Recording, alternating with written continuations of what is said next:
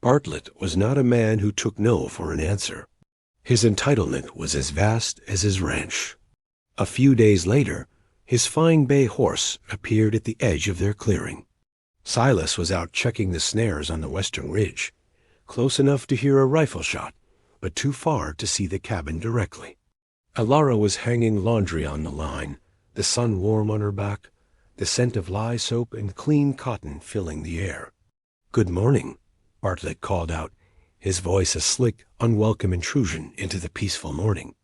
He dismounted, tying his horse to a low-hanging branch as if he were an invited and expected guest. "Just checking on my fences," he lied, his eyes roaming the small homestead, the neat woodpile, the tidy porch, the woman before him, with a dismissive air. "Seems a crying shame for a woman of your quality to be wasting away up here." He walked closer, crowding her space, his shadow falling over the basket of laundry. The clean smell of his cologne was cloying, unnatural in the pine-scented air. "Silas can't give you what you deserve.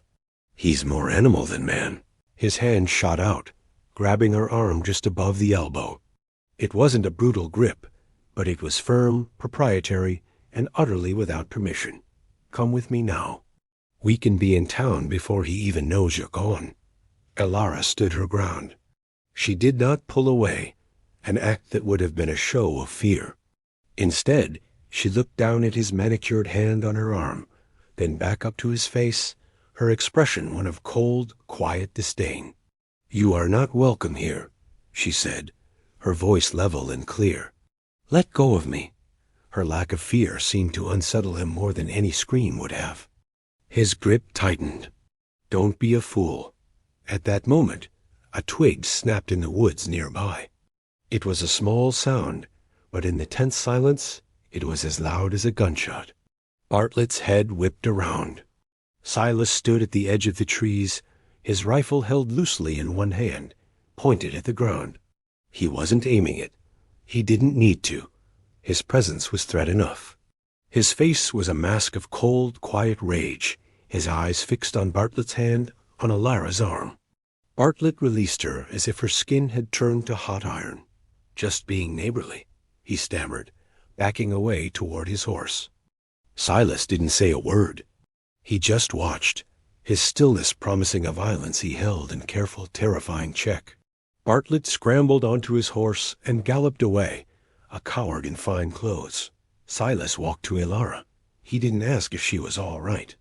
He could see the faint red marks blooming on her arm. His jaw was a tight, hard line.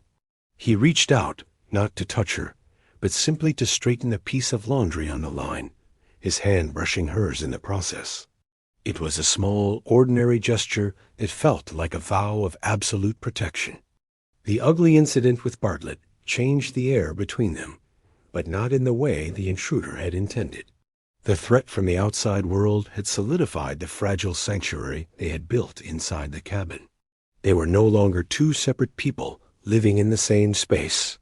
They were a unit, bound by a shared defense, a shared home. They moved around each other with a new, unspoken understanding. When she reached for a high shelf in the larder, he was there behind her to get it down. When his back ached from a long day of chopping wood, she would leave a cup of willow bark tea for him on the table. Their shared domestic life became a silent conversation, a language of care spoken through repeated, thoughtful actions. That night, after a supper eaten in comfortable quiet, the lamp cast a warm, intimate glow, pushing the darkness to the far corners of the room. The silence was different, now not empty, but full of everything they hadn't said, everything they now understood. Silas was cleaning his rifle, his movements precise and methodical, a familiar, comforting ritual. Elara was sewing, the needle a tiny silver flash in the dim light. He finished his task, laying the oiled cloth aside and setting the rifle back on its pegs over the hearth. He didn't pick up another chore. He just stood there for a long moment, watching her. Then he walked to the table and sat in the other chair. He looked at her, his gaze direct and serious. "This place," he began, his voice rough with disuse. He cleared his throat and started again. It was just a shelter. 4 walls and a roof. He paused, searching for the right words, a man unaccustomed to baring his soul. He met her eyes across the small room, and she saw in them a profound loneliness he had carried for years. It wasn't a home, he said, the word simple but holding the weight of a lifetime of solitude. Not until you were in it. It was a confession more intimate than any flowery declaration of love. It was an admission of need, a statement of fact from a man who only dealt in facts. Ilara's needle stilled in her fingers. She looked at this stoic, capable man, his vulnerability laid bare in the soft lamplight. She had come here seeking safety, but she had found something more, something she hadn't dared to hope for. She had found a place to belong. Bartlett's final move was one of public humiliation, a coward's tactic. During their next necessary trip to town, he cornered them outside the Mercantile, his smirking, self-important deputy at his side. He held up a piece of paper, a supposed deed of loan with a forged signature at the bottom. "Silas here owes me a considerable sum," Bartlett announced to the gathering crowd of onlookers, his voice loud and carrying. "He can't possibly pay it. So, by the authority of this note, I'll be taking his land." He paused for dramatic effect, his eyes fixing on Ilara with a triumphant sneer. "Of course, I'm a reasonable man. The woman can come with the property, work off his debt at my ranch." The implication was vile, and it hung in the hot, still air like a foul smell. People murmured, some with pity, some with cruel amusement. Silas stood rigid, his hands clenched into fists at his sides, his face pale beneath his tan. He was a man of action, not words, and in this public forum of lies and legal papers, he was at a complete disadvantage. He could fight, but it wouldn't solve the false claim. It would only land him in jail. He looked trapped, his silent strength rendered useless. But Bartlett had made a critical mistake. He had assumed Ilara was a prize to be won, a piece of property to be claimed along with the land. He had never once seen her as a person with her own mind, her own will. Before Silas could speak, before his tightly coiled anger could spring into a self-destructive act, Ilara stepped forward. She moved to Silas's side, and in a clear, deliberate motion that drew every eye, slid her hand onto his forearm. It was a simple touch, but in the charged atmosphere of the street, it was a defiant public declaration of alliance. She looked not at Silas, but directly at Bartlett, her gaze unwavering and filled with a cold, hard contempt. "I am his wife," she said. Her voice did not tremble. It rang with an authority that cut through the crowd's whispers and wiped the smirk from Bartlett's face. "This is my home. You will not have it." Silas looked down at her hand on his arm, a small, pale anchor in his storm of fury, then covered it with his own. The touch was an acknowledgment, a seal. They stood together, an unbreakable unit. The crowd saw it, the deputy saw it. Even Bartlett, his face flushing with a mixture of fury and defeat, saw it. He had tried to tear them apart, and had only succeeded in forging their bond in public, for all the world to see. The ride back to the cabin was steeped in a silence that was different from any they had shared before. It was a silence of profound peace, of shared victory. The tension of town and the ugliness of Bartlett's scheme fell away with every mile, replaced by the gentle rhythm of the horse's hooves on the dusty track and the rustle of leaves in the warm afternoon breeze. When they arrived, Silas unhitched the wagon while Ilara went inside. The air in the cabin was cool and smelled of pine and the dried herbs she had hung from the rafters. It was their sanctuary, earned and defended. When Silas came in, his arms laden with sacks of flour and sugar, he didn't immediately start putting away the supplies. He set them on the table and came to her where she stood by the window, watching the last of the sun's rays filter through the trees. He gently took her arm, the one Bartlett had grabbed days before, and turned it over, his thumb stroking the faint, fading marks as if to erase the memory of the violation. He didn't speak of the confrontation, of Bartlett, or of the false debt. He didn't need to. His focus was entirely on her well-being. He led her to the chair by the hearth and pushed her gently into it. He went to the stove, his movements quiet and sure. He made her a cup of tea, just the way she liked it, with a spoonful of the precious honey he kept on a high shelf for special occasions. He brought it to her, his large hand steady around the delicate cup he'd bought for her on their last trip. As she took it, her fingers brushed his. He knelt before her then, taking her free hand in both of his. He simply held it, his thumbs making slow, soothing circles on her palm. It was aftercare. It was a quiet, tender mending of the spirit after the world had tried to intrude with its coarseness and cruelty. It was him, telling her without words, "You are safe here. I will care for you. You are home." She leaned her head back against the chair, and for the first time since she could remember, felt completely and utterly safe.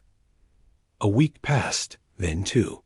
The memory of the confrontation in town faded, leaving behind not a scar, but a newfound certainty, a quiet strength that settled deep in their bones. A gentle, unspoken rhythm had taken root in their lives, the harmony of two people moving as one. The cabin was no longer Silas's, nor was it a temporary shelter for Alara. It was theirs. The single chair at the table now had a companion. One Silas had painstakingly crafted from a fallen oak, its lines simple and strong. Two mugs sat side by side on the shelf. The silence was no longer empty, but companionable, a comfortable, breathing space where words were not always necessary, because they understood each other on a deeper level. One evening, as twilight settled over the valley, they sat on the small porch, watching the sun set behind the mountains, painting the sky in soft shades of rose and gold. Alara leaned her head against the rough-hewn porch post, a deep sense of peace settling in her bones like warm honey. Silas sat on the step below her, slowly and carefully whittling a piece of wood into the shape of a small bird. He paused, his hand stilling, the knife resting against the wood. "There's a patch of good soil by the creek," he said, his voice a low rumble in the quiet air. "Good sun in the morning. We could clear it." He looked up at her, his expression serious, his eyes full of a hesitant hope. "For a garden. If you'd like." He wasn't just offering to till some earth. He was offering a future. A garden was an act of faith, a promise of roots, a commitment to a life that would grow and be nurtured through the seasons. It was a vow spoken in the plainest of speech, a proposal more meaningful than any ring. Alara's heart swelled. She reached out and placed her hand on his broad shoulder. He stilled under her touch, leaning into it almost imperceptibly, a man unused to gentle contact, but starving for it all the same. "Yes," she said softly, her voice thick with emotion. "I would like that very much." He turned his hand over, setting the half-finished bird aside, and captured hers, his calloused fingers lacing with her own.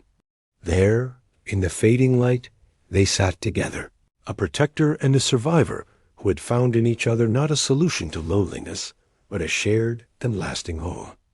When a mail-order bride chose the mountain man, no one dared approach. The town whispered she'd sealed her fate. But what began in silence and suspicion grew into a love fierce enough to defy every threat that came against them. His cabin was a study in solitude, a single bed pushed against the far wall where the wind found no purchase. One chair drawn up to a small scarred table that had known the weight of only his elbows for 10 years. The silence inside was as vast and deep as the forest outside, broken only by the crackle of the fire he laid each evening and the low hum of his own breathing. He moved through the space with the economy of a man long accustomed to his own company, his world measured in the span of his own arms and the length of his own shadow. There were no wasted movements, no idle gestures. Every action had a purpose: splitting wood, cleaning his rifle, patching a worn leather strap. He knew the groan of each floorboard under his weight, the particular way the latch on the door caught just before it closed. It was a life carved from necessity, its edges worn smooth by routine. The oil in the lamp was low, and its light cast a lonely circle on the warm floorboards, a small island of warmth in a sea of quiet. It was enough for one man. He had never considered that it might not be enough for two. Alara stepped down from the stagecoach, the dust of 1,000 miles settling into the hem of her worn but meticulously clean dress. The town of redemption was less a town and more a single rutted street of false-fronted buildings staring at each other under a relentless, uncaring sun. Men stopped their work mending a wagon wheel, loading sacks onto a cart to watch her, their gazes a heavy, tangible weight, speculative and unwelcome. She pulled her thin shawl tighter across her shoulders, her chin held high, the letter in her reticule a brittle promise of a new life. She had survived worse than stairs. He was there, waiting by the land office as agreed in his terse, blocky script. Silas.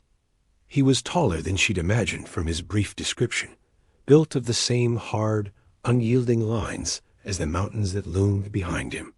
He did not smile, but his eyes, when they met hers, were steady. There was no judgment in them, only a quiet assessment that was blessedly free of the hunger she saw in the others. He took in her tired face, her proud posture, and gave a single, almost imperceptible nod. He took her single, battered case from her hand. The weight of it transferred from her grip to his, and the simple act felt less like a transaction and more like an acceptance. "Ma'am," he said, his voice a low rumble, the sound of stones shifting deep underground. He turned not to the boarding house, but to a wagon loaded with supplies. He was taking her home. Her new life, she understood with a stark and sudden clarity, began now, in the dust, under the weight of a dozen stairs, with a man who had spoken only a single word to her. The first days were a tapestry, woven from silence and shared space. Silas moved through the cabin and the land around it with a purpose that required no words, and so he offered none. He showed her the well with a gesture of his hand. He indicated the woodpile, neatly stacked and seasoned. He pointed out the smokehouse, a thin curl of hickory smoke rising from its roof. His hands, large and calloused, demonstrated what his voice did not. He would rise before the sun, the soft scrape of his boots on the floorboards her only alarm, and be gone for hours. When he returned, he would leave a brace of rabbits or a freshly caught fish on the small prep table near the dry sink without a word, a silent offering that was both provision and expectation. Alara learned the rhythm of his life, the quiet cadence of his solitude. She had her own room, a small, clean space he had clearly added on recently, the raw pine board still smelling of sap and sun. A new lock, sturdy and brass, was on her side of the door. He had put it there for her, an acknowledgment of her right to privacy and safety. She never used it. She began to fill the silence, not with chatter, but with her own quiet industry. She cleaned the soot from the lamp glass until it shone, amplifying its lonely light. She organized the larder, her hands moving with a deftness that belied her bone-deep exhaustion. One afternoon, she found his work shirt hanging from a peg by the door, a tear near the cuff frayed and worsening. She took it down, and with dark thread from her own dwindling supply, she mended it. The stitches were small and neat, a tight, strong line of dark against the faded blue fabric. She hung it back in its place. That evening, when he came in from the woods, he paused, his gaze falling on the shirt. His fingers, rough from an axe handle, traced the line of her repair. He looked at her then, a long, unreadable look that held neither praise nor surprise, but a deep, still watchfulness. He did not say thank you, but when he sat for supper, he wore the mended shirt. From her side of the table, Ilara watched his hands. They were large, calloused, and mapped with the fine white lines of old scars, but they were never cruel, never clumsy. She watched them split logs with a single efficient blow of the axe, the muscles in his forearms according with the effort. An hour later, she watched those same hands gently coax a fledgling that had fallen from its nest back into a small crate lined with soft grass, his touch impossibly tender. He was a man of profound qualities, a protector whose strength seemed rooted in a deep, hidden gentleness. One morning, she woke to the sound of him at the grindstone, sharpening an axe blade. The rhythmic scrape and whir filled the small clearing, a sound of work and purpose. She stepped out onto the porch with 2 tin mugs of coffee, the steam rising in the cool morning air. The scent was rich and dark. She held one out to him. He stopped his work, the wheels spinning down into silence. His chest rose and fell with his exertion, and he wiped a bead of sweat from his brow with the back of his wrist. He took the mug from her. Their fingers brushed. A current, small and warm and utterly surprising, passed between them. He took a sip, his eyes never leaving hers over the rim of the mug. "Good?" he said. The single word held more warmth than 1,000 flowery compliments from another man.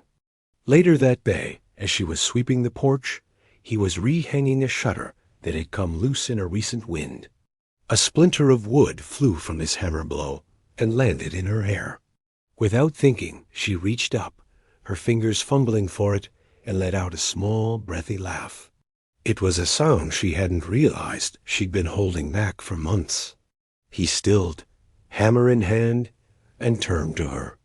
A slow, hesitant thing happened to the corner of his mouth. It wasn't a grin, not quite a smile, but a softening, a hint of unguarded warmth that reached his eyes and crinkled the skin at their corners.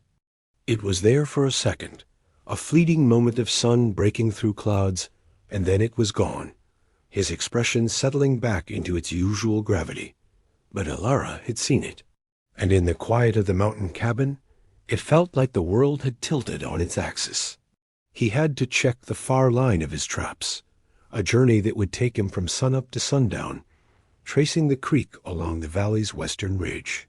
The thought of leaving her alone in the isolated cabin for so long settled like a stone in his gut. The woods were not empty, and the town was full of men whose eyes had lingered on her with a casual, assessing hunger. Silas was a man who planned for every contingency, who accounted for every threat. Leaving her unprotected was not an option. Before he left, while the sky was still a bruised, pre-dawn purple, he took down the spare rifle from its pegs over the hearth. It was smaller than his own, a Winchester carbine, lighter and easier to handle. He worked the lever, checked the load, his movements economical and sure. He held it out to her, not by the barrel, but by the stock, the weapon offered safely, respectfully. "You know how?" He asked, his voice low, a question that held no condescension. He was simply gathering information. Alara met his gaze. Her father had taught her, a grim necessity in the hard country where she'd grown up. She had been a good student. She nodded, her expression serious. "I do." She took the rifle, the weight of it familiar and solid in her hands, the cool wood of the stock smooth against her palms. It was more than a weapon. It was an offering of trust, a transference of power. He was not giving her a tool to serve him. He was giving her a tool to protect herself, and by extension, their home. He was acknowledging her capability, her resilience. He left without another word, melting into the trees as the first light touched the peaks. The day passed in a long, quiet stretch. The rifle leaned against the wall near the door, a silent testament to his faith in her. When the sun began to bleed into the horizon, she saw him emerge from the tree line, a dark silhouette against the deepening dusk. He was weary, his shoulders slumped slightly, but he walked with a purpose that was aimed directly at the cabin, at her. She opened the door before he reached it, the warm lamplight spilling onto the porch. She held the rifle out to him, just as he had given it to her, stock first. He took it, and his fingers closed over the place where hers had just been. the wood still holding her warmth. Their eyes met, and in the quiet exchange, a new foundation of respect was laid between them, solid and sure. The summer heat, which had pressed down on the valley for weeks, finally broke in a spectacular display of nature's fury. The sky turned the color of a deep bruise, and the first fat drops of rain struck the dusty earth with an audible sizzle. Within minutes, a deluge was upon them, drumming a frantic, hypnotic rhythm on the cabin's tin roof. The world outside dissolved into a gray sheet of moving water, making the small room feel like the only solid, safe place on earth. The temperature plummeted, and a damp chill crept in through the chinks in the walls, raising goosebumps on Ilara's arms. She sat at the table, trying to read by the low lamplight, and shivered, drawing her thin shawl tighter. Silas, who had been oiling a leather strap by the hearth, noticed. His sharp eyes missed nothing. He stopped his work, his movements deliberate as always. He rose and took the heavy wool blanket from the foot of his bed. It was old, well-worn, and his only one. He walked over to her, the blanket held carefully in his hands. He didn't toss it to her, or simply place it on the back of her chair. He stopped before her, his large frame seeming to fill the small space, a question clear in his eyes. "May I?" he asked, his voice barely louder than the roar of the rain on the roof. It was a question about more than just the blanket. It was a question of proximity, of permission, of care. Ilara felt a knot of old fear in her throat loosen and dissolve. She had spent a lifetime with things being taken from her, with her space being invaded without thought or consideration. This quiet, careful man was asking for permission to offer her warmth. She gave a small, single nod, unable to speak past the sudden tightness in her chest. He unfolded the blanket and gently draped it over her shoulders. His knuckles brushed the side of her neck, a brief, accidental touch that sent a shiver through her for an entirely different reason. The wool was heavy, smelling faintly of wood smoke and him. She pulled it close, enveloped in a profound, unfamiliar sense of safety. She looked up at him, the lamplight carving his strong jaw and serious mouth in shadow and gold. "I'll stay," she said, her voice soft but clear. It was an answer to a question he hadn't yet dared to ask. It was a promise that this was now her home, too, chosen freely. Their first trip to town together was a necessity. Flour, salt, and coffee were running low, and Silas needed to trade a few prime pelts. As he loaded their supplies into the wagon, Ilara felt the familiar weight of eyes on her back. But this time, it was different. She was not a lone, vulnerable woman arriving on a stagecoach. She was with Silas.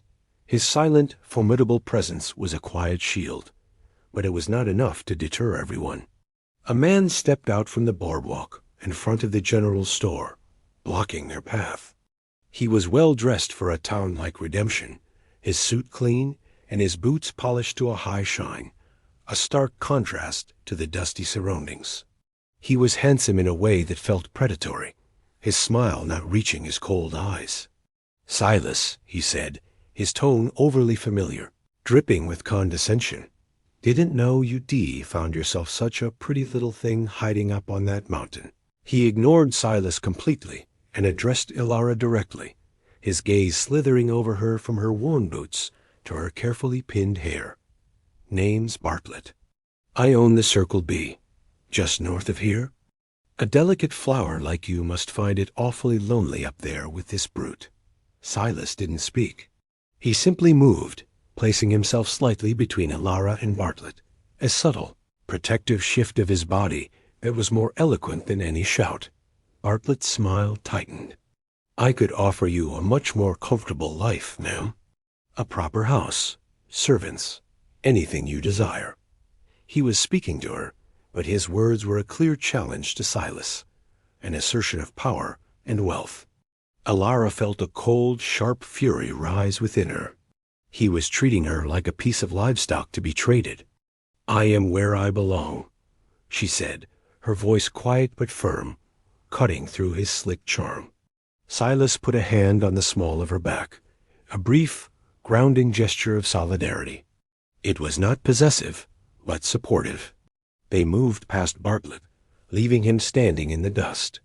The entire way back to the cabin, Silas's silence was a cold, simmering thing.